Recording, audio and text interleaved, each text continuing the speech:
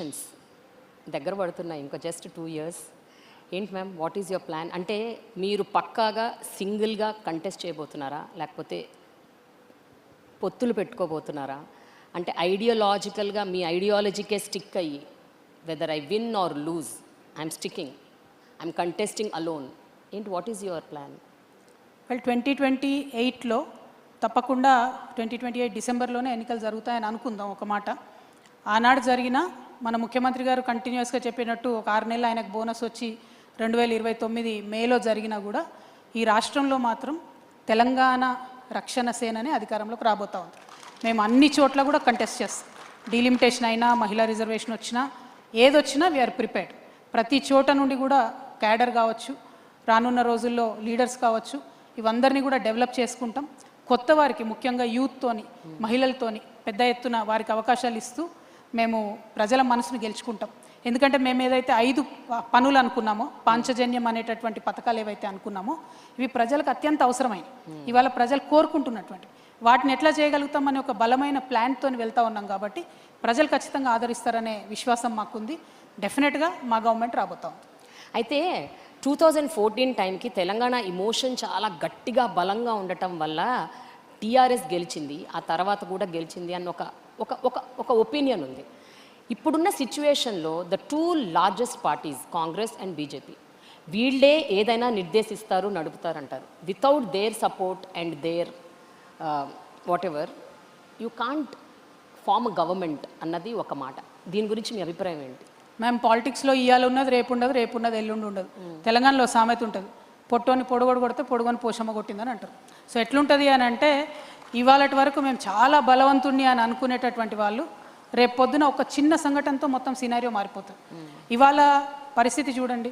నిన్న మొన్నటి వరకు బండి సంజయ్ గారు అంటే తిరుగులేని బీజేపీ నాయకుడిగా ఇక్కడ పేరుండే. నిన్న జరిగినటువంటి సంఘటనలో వారి అబ్బాయి మీద వచ్చినటువంటి ఆరోపణలో ఆయనంతట ఆయన స్వయంగా వాళ్ళ కొడుకుని తీసుకెళ్లి పోలీసులకు అప్పచెప్తే ఆ పేరు అట్లానే ఉండేది. కానీ ఇవాళ ఏం జరుగుతోంది, అంత తీవ్రమైన ఆరోపణలు ఎదుర్కొంటున్నా కూడా కంప్లీట్గా రేవంత్ రెడ్డి గారు బండి సంజయ్ గారిని రక్షించడము, తెలంగాణ మహిళలందరూ నోటీస్ చేస్తున్నారు ఏం జరుగుతుందని చెప్పి. అంత గ్రేవ్ ఆరోపణలు ఉంటే పాక్సో కేసు పెడితే, సెక్షన్ 6 లాంటి నాన్ బెయిలబుల్ సెక్షన్ పెడితే కూడా నేను విచారణకు రాను అని వాళ్ళ నుంచి ఒక మెయిల్ పెట్టేస్తే పోలీసు వాళ్ళు అబ్స్కాండింగ్ అని చెప్పి పట్టుకొని జైల్లో వేయకపోతే తెలంగాణ మహిళలు చూడరు అనుకుంటారండి? డెఫినెట్గా చూస్తారు, కానీ ఎప్పుడు చెప్పాలో డెసిషన్ అప్పుడు చెప్తారు. కాబట్టి ఇట్లాంటి సంఘటనలతోని ఒక పక్క కాంగ్రెస్ పార్టీ, ఇంకొక పక్క భారతీయ జనతా పార్టీ కంప్లీట్గా ప్రజల యొక్క ఫేత్ని కోల్పోతూ ఉన్నారు.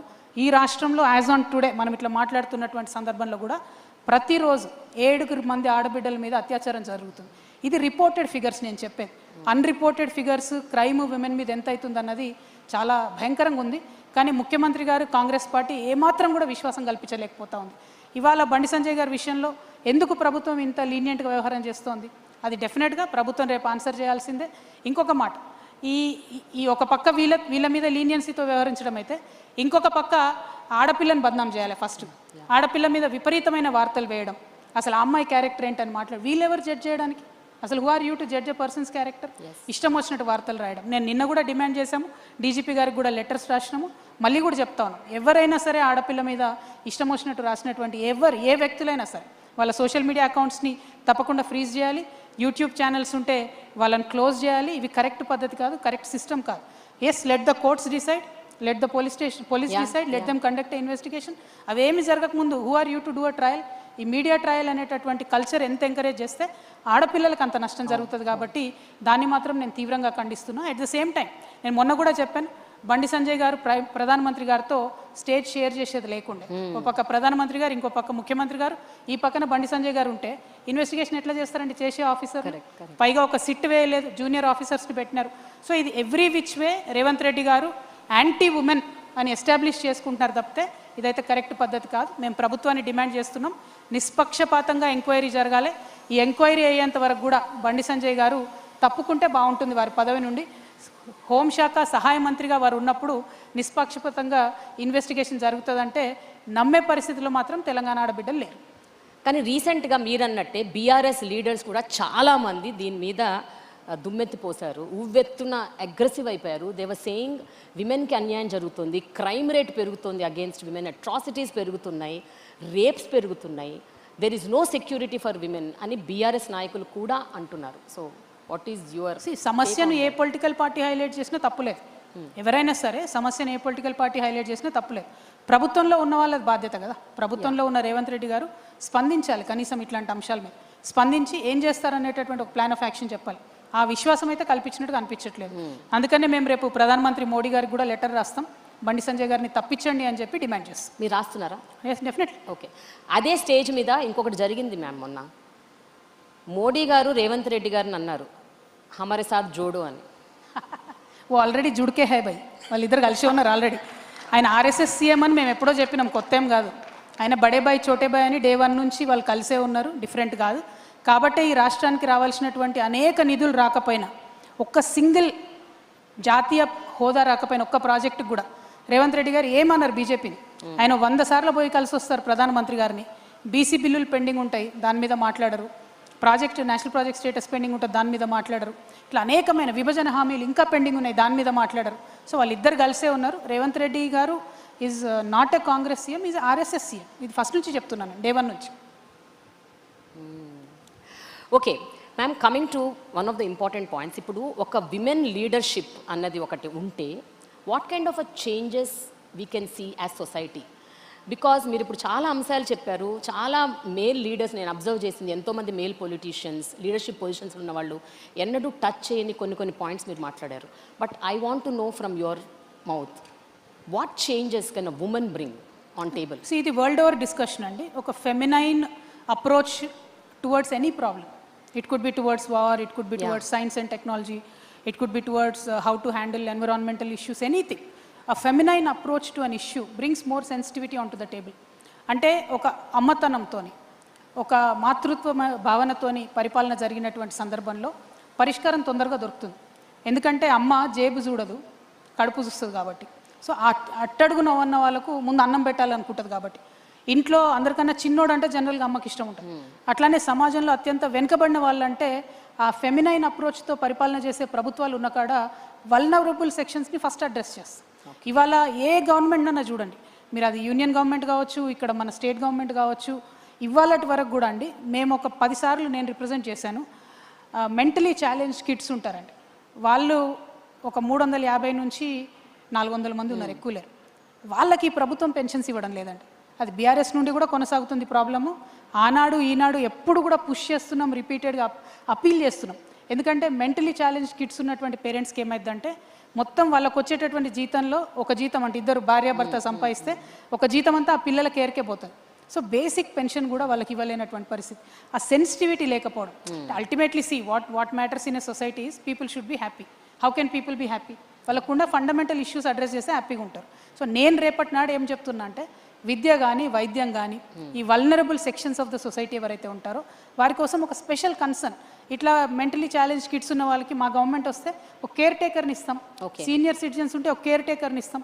చాలామంది యాక్సిడెంట్స్ అయ్యి స్పైనల్ కార్డ్ యాక్సిడెంట్ అయ్యి బెడ్ రిడన్ ఉంటారు, వేళ్ళ మీద లెక్కించదగిన వాళ్ళు ఉంటారు.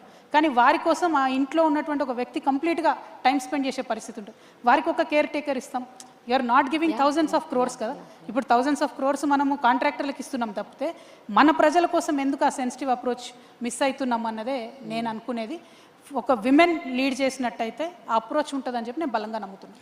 జనరల్గా ఒక ఉమెన్ లీడర్షిప్ పొజిషన్స్లోకి వెళ్తున్నారు అంటే వాళ్ళని అంటే ఒక స్టీరియోటిపికల్ ఒపీనియన్తో చూస్తుంది సొసైటీ. అంటే వాళ్ళు మంచిగా ఉండాలి, సాఫ్ట్గా ఉండాలి, సైలెంట్గా ఉండాలి, పెద్దగా మాట్లాడకూడదు, గట్టిగా మాట్లాడకూడదు. And there is a stereotypical opinion. When a woman puts her point across fiercely, forcefully, like you, they say she's bossy and criticisms vastayi, lot of social media brunt vastadi, ento vastadi. But if a man does that, they call him aggressive. If a woman does, it is a different narrative altogether. Meeru ivanni experience ayi untaru. So what do you have to say about this?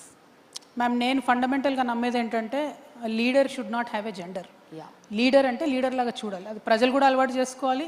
Women అయినా vulnerable section of the society నుండి వచ్చేటటువంటి నాయకులుగా ఎదగాలనుకునేటటువంటి వ్యక్తులైనా కూడా leader అనే వాళ్ళకు gender ఉండదు, కులం ఉండదు అనేది ఫస్ట్ గమనించుకోవాలి.